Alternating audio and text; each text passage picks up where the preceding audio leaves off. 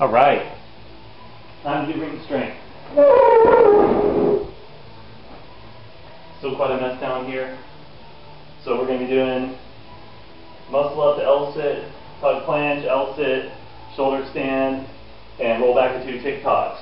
So when we're doing ring strength, generally we're looking for a 2 to 5 second hold that is actually challenging. So whatever you do for your FSP warm-ups, if you're at the point where you should be actually doing the statics, during warm-ups you're going to be doing longer holds, and during this you're going to be working a more advanced position. You're going to work the hardest position you can hold correctly for 2 to 5 seconds. So to start off, I'm going to leave the rings a little bit low and just do a couple false grip pull-ups, right? Because I still don't feel comfortable doing the muscle-ups. So I just lock in my false grip. Ooh, need some chalk. Chalk, by the way,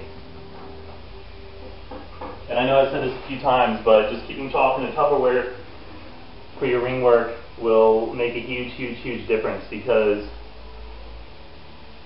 the natural moisture on your hands will directly interfere with your ability to hold the false grip, and that's going to just screw up all your training. So you really, really need the chalk.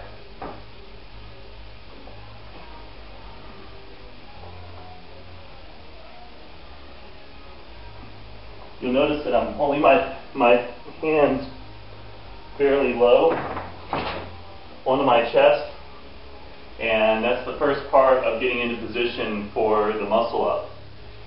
And then the second thing we'll do is just a couple dips.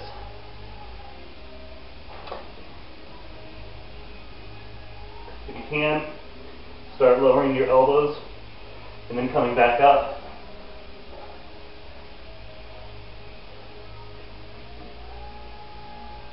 As if you're going through the transition. Don't go further than you can safely do.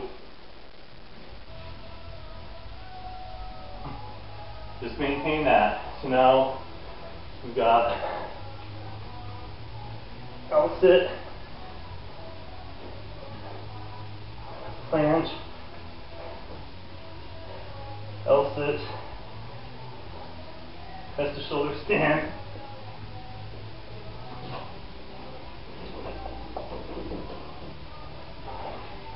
roll back to TikToks.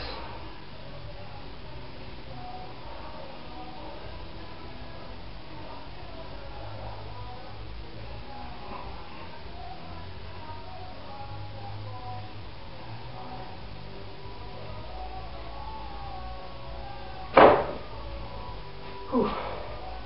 That's it for set number 1.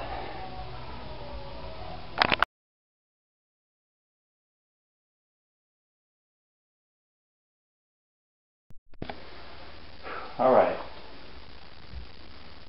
round 2. Do the same thing. Chalk up.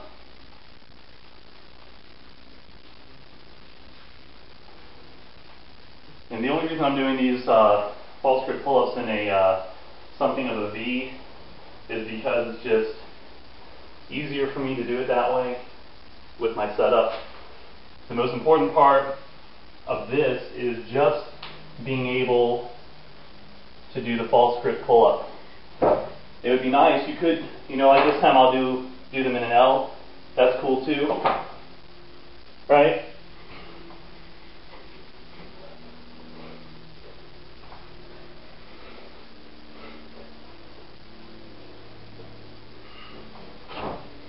I like getting a little hold in there at the top, because right now that's where I have instability. It allows me to focus specifically on my shoulders along with all the prerequisite work that I'm doing, and make this very strong. It also lets me get to a position where I'm not screwing with my elbows too much, but I'm still getting something that's adding my muscle up. I'm going to go into our dips. If you're going to do Bulgarians, this is a great setup for you to see how it's done. Look at my elbows in relation. Okay? they are in line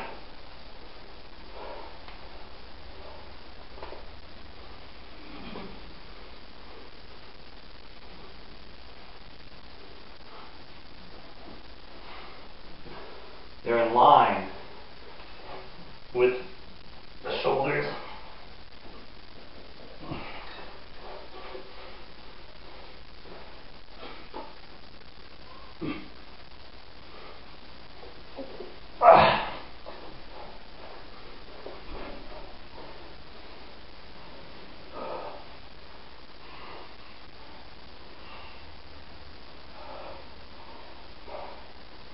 You'll notice that I'm using a palms up grip on the back lever for the most part, just to protect my elbows.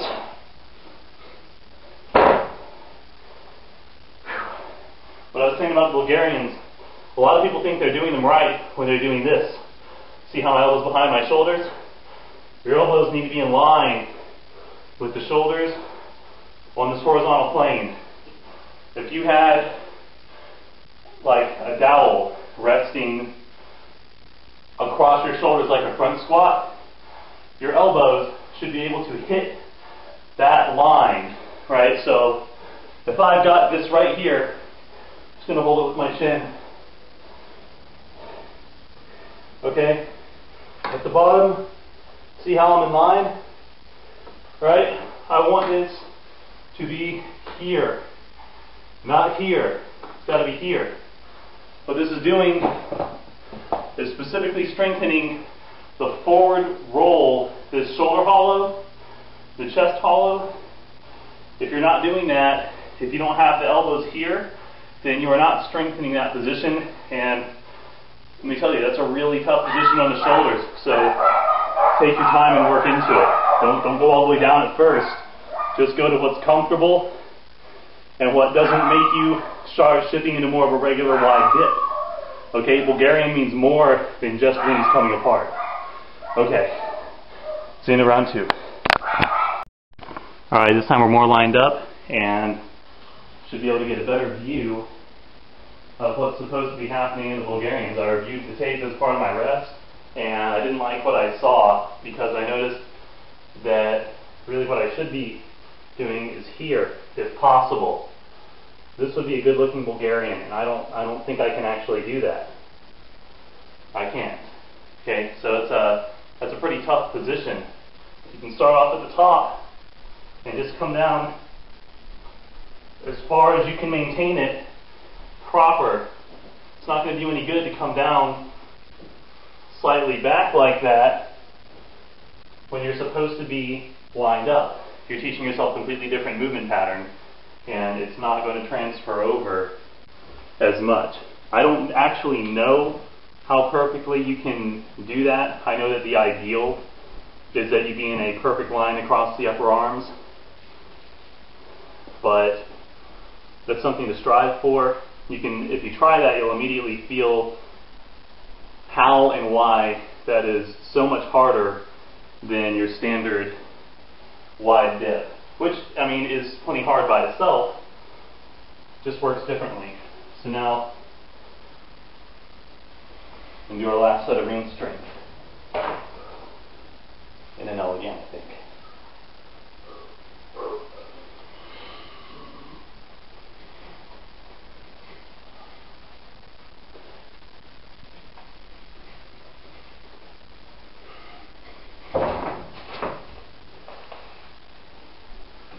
Working on those is a lot more important at first until you get your strength up than focusing exclusively on muscle up negatives. They're very hard on the elbows and shoulders, and they're good, especially if you do them slowly. I'm going to go ahead and do my dips while I'm talking, but they're not necessarily going to build the strength that you need, right, all by themselves. It's a really good idea. See, that shows how deficient I am in strength through the transition. You saw how quickly I dropped. ideally we want to be able to make that transition last at least 10 seconds.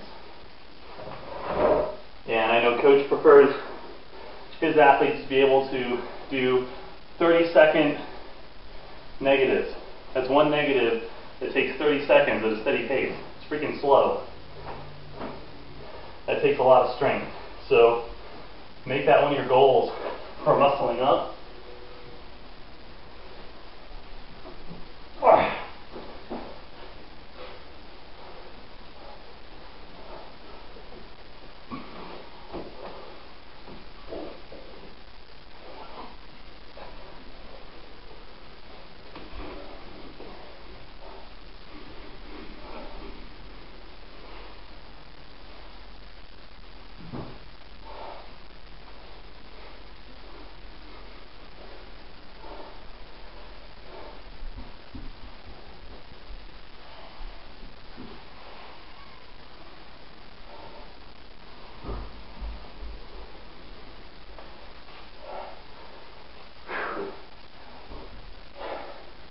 That's it for our ring strength sets.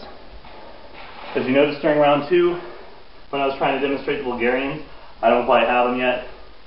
So I'm going to stop even pretending to try and practice it, because now I know, after watching myself, it's not perfect. And if it's not perfect, I'm not ready. Keep that in mind with your own training.